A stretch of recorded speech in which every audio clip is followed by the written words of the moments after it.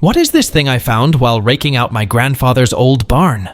The barn was built in the 1800s, possibly made of brass, around 7 to 8 inches long by 2 inches when closed, and around 15 inches long when opened. I asked quite a few people around the area and did some image searches with no luck. Any idea what this might be? It's a button guard or button stick from circa 1910 to the 20s. These were used for polishing the brass buttons of military uniforms so the buttons could be polished without staining the uniform. The teeth of the guard closed tightly around 5 buttons at a time, while protecting the fabric to which they were attached. This piece belonged to my great-grandmother. She is originally German, so this must be Germany of origin. It's made of silver and mother of pearl. There are markings on one side that say sterling P and B, but I have not been able to identify it. Any idea what it is? I'm pretty sure that's a 1920s baby rattle, but the bells were removed. Also, not German. It's from the Pay and Baker Manufacturing Company of North Attleboro, Massachusetts. Maybe the bells were removed as a choke hazard and the rattle used as a toothing ring if the baby did start to chew on it. My grandfather gave me this before he passed away. I have no idea what it is. Approximately 17 by 8 by 8 inches, made of wood, with slots numbered from 1 to 31. Any idea what this thing is? It's a vertical file organizer for your desktop daily filing system from the 60s to 70s. You slot your bills by due dates and send them off as the dates get close. It's also used by hotels for arrival and departure notices or when rent fees are due. The drawer is for writing implements or stickers. What are these cast iron chickens I rescued from the scrap heap? The slots are about 1 inch wide. They are identical castings and very heavy. Any idea what they're used for? They are 19th century Japanese folding screen holders. They attach to the bottom of the screen. The screen's bottom corners fit into the slot, and they keep the screen steady if there's a breeze. These were important in the summer months when the sliding doors of a home would have been removed and screens were used to divide the spaces allowing breezes inside the home. We were staying at a cabin on a river in Oregon this past weekend.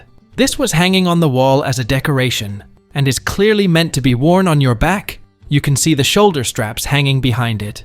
We spent a good hour drunk debating, but could not figure out its purpose. Any idea what it is for? It's a Trapper Nelson frame, acknowledged as the first ever mass-produced external frame pack. It was invented by Lloyd F. Nelson of Bremerton, Washington, and patented on August 19, 1924. Understandably inspired by the considerable pain and discomfort he experienced while hiking with a borrowed Inuit-made sticks and sealskin backpack while visiting Alaska in 1920, Lloyd F. Nelson began pondering how to design and make a new and different kind of pack. He then began production of the pack by hiring various townsfolk in Bremerton to make pack components and assemble them. But initially, sales were rather slow because at the time of the Trapper Nelson invention, wilderness hiking had not quite yet become a widely popular outdoor activity for mainstream Americans. In the 1930s, after Nelson had sold his business to Seattle's Traeger Manufacturing Company, which much later became Traeger USA, the Boy Scouts of America discovered the positive attributes of the Trapper Nelson. In time, the general public's fondness for nature, hiking, and camping increased exponentially. Today, Lloyd F. Nelson is considered a father of the modern outdoor gear industry. My dad bought this. None of us have any idea what it is. He's in contact with the New England School of Metalwork if it was his work, or if he knows what it is or who made it, but so far no luck. What is this thing? It's a 19th century mechanical wine pourer. Some bottles of vintage port develop sediment and are poured with this device into a decanter or wine glass, with a candle behind the bottle to illuminate where the sediment is. The idea is to slowly pour the wine off any dregs at the bottom, causing the least possible disturbance. The most common design has a more obvious bottle holder. but the basic elements are the same. What is this thing we found in the Netherlands?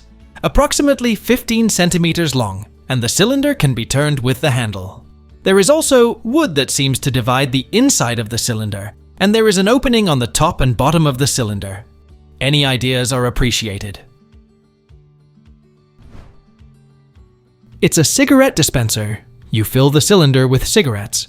When you press down, it raises up, and when you let it back down, there will be a cigarette in that tray on top. Back in the day, when smoking was ubiquitous and cigarettes cost 25 cents a pack, it was considered to be normal hospitality to have cigarettes around for guests. We had them in fancy silver boxes or pretty dispensers in the front room.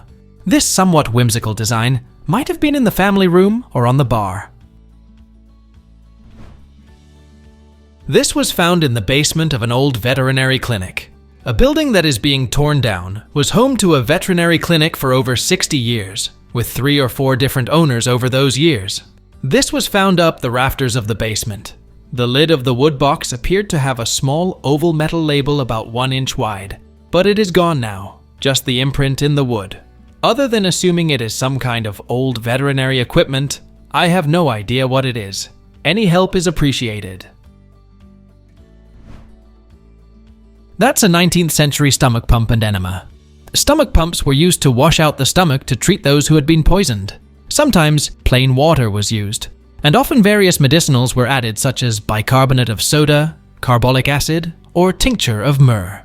Enemas were used to treat constipation and to regulate the humors within the body by inserting food or liquid directly into your rectum. These were also used by veterinarians to inject large amounts of fluids into a cow's stomach quickly. The tube goes into the cow's mouth and down the throat into the stomach. This tool set consists of both an enema and a stomach pump. The same syringe would have been used for both procedures, but different hoses were employed. The longer hose was used for stomach pumping, while the shorter one was used for enemas. Here's a fun fact. Back in the day, rural veterinarians would only treat livestock. If your dog or cat was sick, it either got better on its own, or you shot it. Now, it's turned 180 degrees, where it's hard to get livestock vets, because all the money is in treating pets. What the heck is this scale of some sort? About 7 inches tall, and appears to be mostly brass. The base has the word "depose" stamped, and looks like there was more that has rubbed off or didn't fully stamp, and measures in grains. Any idea what this was used for? Please let us know down in the comments. Thanks for watching. Let's make life fun.